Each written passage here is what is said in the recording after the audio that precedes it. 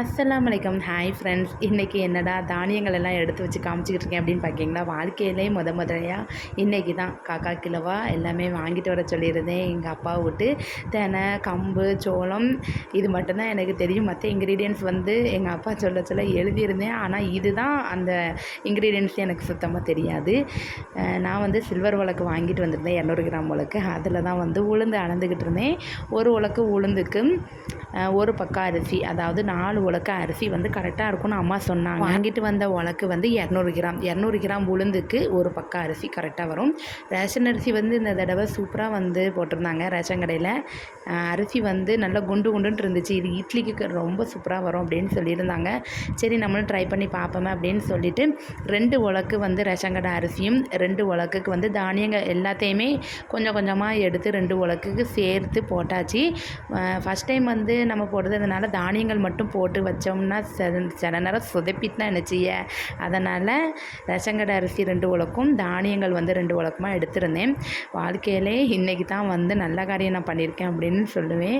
என்னத்துக்குன்னா வந்து இது வரைக்கும் வந்து தானியங்கள் நான் கண்ணால் கூட பார்த்ததில்லை, யூடியூப்பில் பார்த்துருக்கேன் வச்சுருக்கேன். சரி நம்மளும் நம்ம உடம்பை ஹெல்த்தாக வச்சுக்கலாமா, ஒரு நாள் ட்ரை பண்ணி தானே பார்ப்போமே எப்படி தான் வருது அப்படின்னு நான் வந்து ரெடி பண்ணினேன். அரைச்சும் வச்சுட்டேன். இது பொங்குமா என்னன்னு தெரியலை. ஆனால் அரைச்சும் போது நல்லா வந்து மாவு சூப்பராக பொங்கி வந்துச்சு.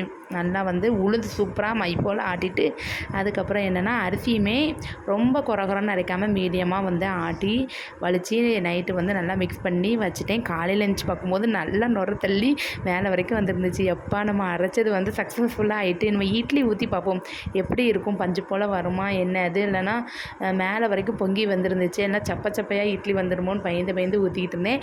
சரி எடுத்து பார்க்கும்போது எனக்கே ரொம்ப ஆச்சரியமாக இருந்துச்சு. நல்லா புசுன்னு சூப்பரான இட்லி, சாஃப்டான இட்லியாக இருந்துச்சு. சரி இப்படி பார்க்கும்போது தான் எனக்கு கொஞ்சம் நம்பிக்கை வந்துட்டு இனிமேல் நம்ம நார்மலாக வந்து உளுந்தையும் தானியங்கள் மட்டும் போட்டு ஒரு நாள் இட்லி அவிக்கலான்னு வந்து நான் வந்து ட்ரை பண்ணலாம் அப்படின்னு நினச்சிருக்கேன்.